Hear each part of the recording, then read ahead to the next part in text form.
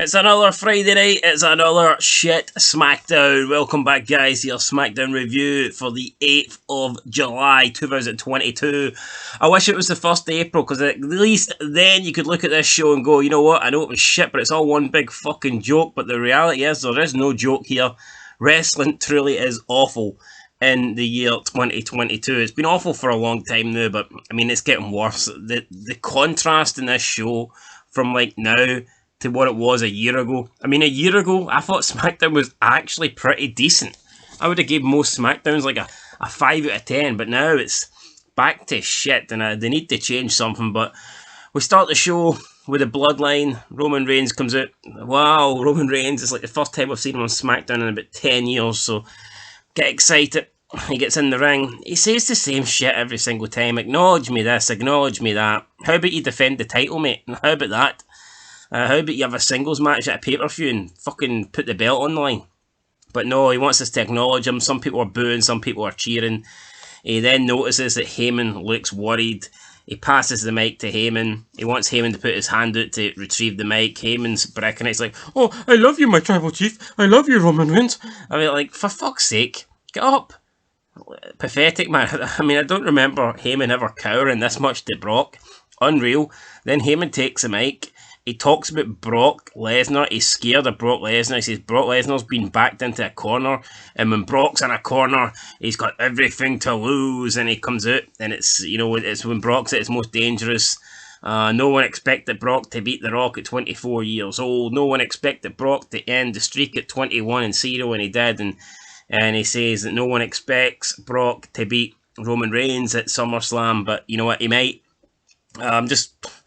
I don't get it. It feels like the exact same thing. We've had Heyman being worried about Brock months ago when they were going to have their Mania match, and now they're just recycling the same crap that we've seen 3 or 4 months ago. Why? I do not know. Austin Theory came out to the ramp as music played. He teased a cash-in. He would have to be a fucking dumbass. Why would he cash in the belt when Roman Reigns is A, fit, and both members of the Usos are standing right beside him? Like, I get it. They want to try and create a bit of shock value. Oh, is Theory going to cash in? But, I mean, come on. We all fucking knew Theory wasn't going to cash in here.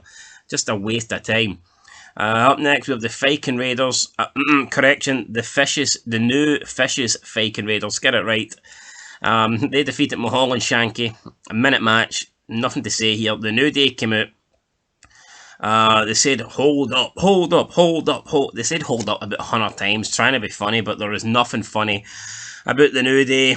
They said that the new Fishes Viking Raiders have kicked their ass or kicked their butts over the past couple of weeks, and then they started shaking their ass, and it was like just so fucking cringy and gay. I mean, I don't get this shit. Then the New Day pull out tickets, and it's like, you know, official like butt whipping tickets or something like this. Then they run into the ring, and the Viking Raiders destroy them again. This is going nowhere. Shanky Mahal suck. The new Fishes Viking Raiders suck, and the New Day suck. This fucker all sucks. Then we move on to Gunther. He's doing an open challenge. He says that it would be stupid to offer an open challenge to a random person and not have time to prepare and not know who your opponent's going to be. So instead, he's given an open challenge, and somebody is going to have to beat Ludwig Kaiser. And if they beat him, they get a title shot. Nakamura comes down. Meanwhile, we have Corbin on commentary, and he is pure freaking out.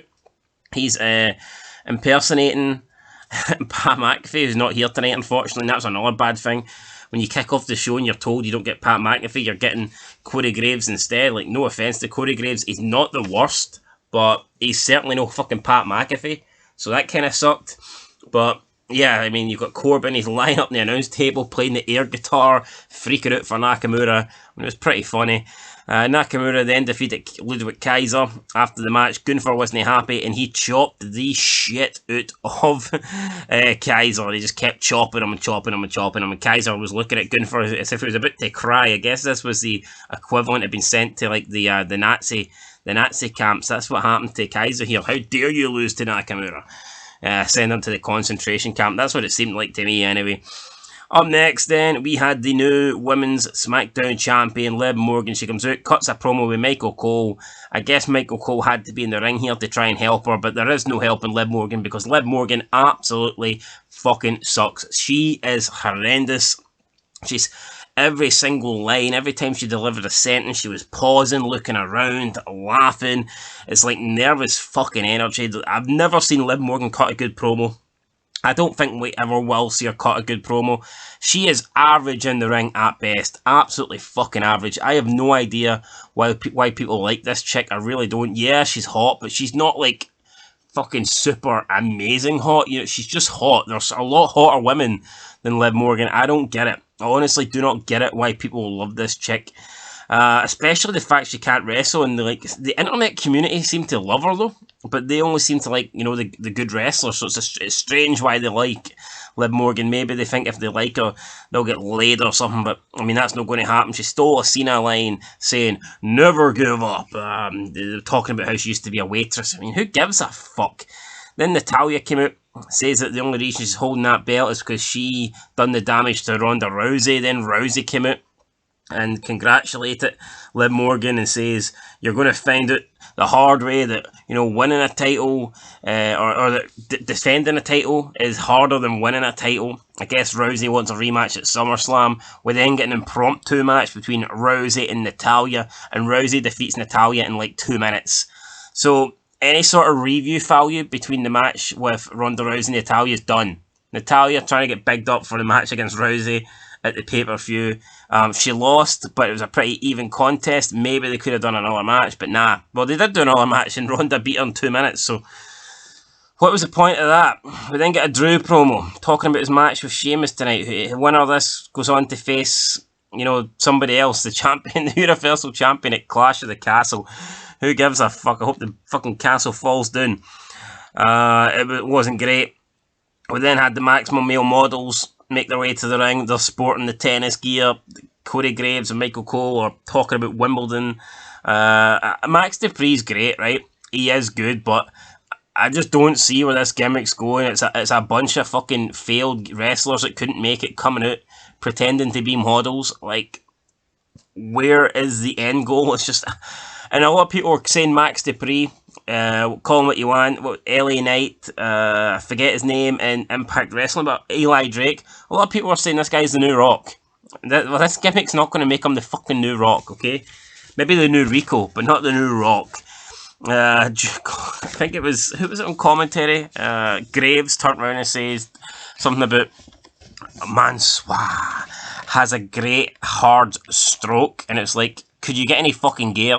Now, I know he's trying to put a tennis reference in, but I would bet my life he was also, you know, borderline making a masturbation joke as well. So, I mean, a great hard stroke. Really. At this stage, guys, I stopped taking notes, so I'm going to try and have to remember what happened the rest of the show. I think we had a promo from Austin Theory talking about who he was going to cash in at, Castle at the Bank or whatever, Castle, SummerSlam. Fuck it. It wasn't good. It was not good. It was shit. Speaking of shit, then we had the Usos versus Los Lotharios. The Usos win pretty easily. After the match, SmackDown, an announcer chick, backstage interviewer chick comes in and says that the Usos cheated. She shows footage from the pay-per-view. Then the Usos goes, well, if defeating the Street Profits in the middle of the ring, 1, 2, 3 is cheating, then I guess we cheated. The Street Profits said that problem is a problem with the officials, not with the Usos. I mean, and that is 100% correct. How did the Usos cheat? The Usos thought they had the match won. It's not the Usos' fault that the referee was fucking incompetent. So again, to claim the Usos cheated is a big fucking stretch.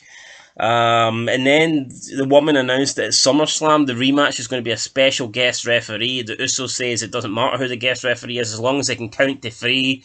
Because the Street Profits are the 2s, and they are the 1s. I mean, it was not a bad wee promo here by the Usos, but I don't like this SmackDown interviewer chick. She has to go, and I'm wondering who's going to be the special guest referee at the pay-per-view. Should be interesting.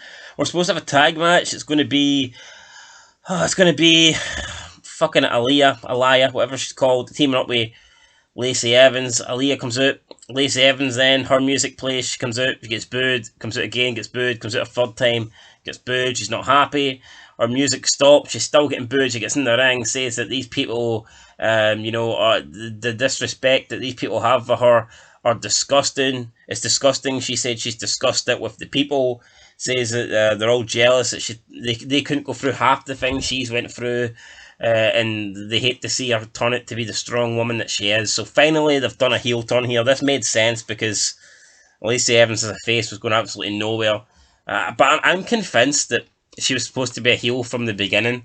I don't think that they've just changed here because of the crowd reaction. With the promos that Lacey Evans was cutting when she started coming back, they were fucking heel promos. They definitely were. The way she's like demanding people like show respect and all this stuff. You don't do that. A face would want to earn respect. He wouldn't demand respect. So yeah, I thought the promos were heel like from the outgo. She's about to leave. Elias like, where you going? We've got a tag team match, and then she eats a woman's right. Lacey Evans smacks her with a hand, and Elia gets laid out in the ring. I wish she was fucking laid out in my bed, but she wasn't. Then we move into the main event. Drew McIntyre versus Sheamus. Sheamus comes out, he's like, let me tell you something, fella. And he starts, he's coughing. He's trying to speak the truth, but he can't get the truth out because he keeps coughing. And he goes, I think I got a batch of the COVID there, fella. I don't think I can face you, laddie. I got to get a test, COVID test, and it's like, what? So, and I seen people complaining online saying this was disgusting, using fucking COVID. I mean, get over yourselves, you dumb bastards, saying that, how distasteful, people died via COVID. And so what? JR used to say, I've seen car crashes with less, casualties than this. People die for car crashes. That didn't stop JR using it on commentary. That didn't stop WWE doing some car crash storylines and Austin getting run over and shit like that. So, Shane McMahon trying to kill fucking Kane in the car limousine crash. So, I mean, to try and suggest this was bad, that Sheamus is using COVID, go fuck yourself. So Sheamus says he can't compete tonight for the number one contenders match. Butch gets in the match instead. McIntyre beats Butch easily. And then Sheamus at the end of the match is on the apron looking at McIntyre. McIntyre just gets the sword for some reason.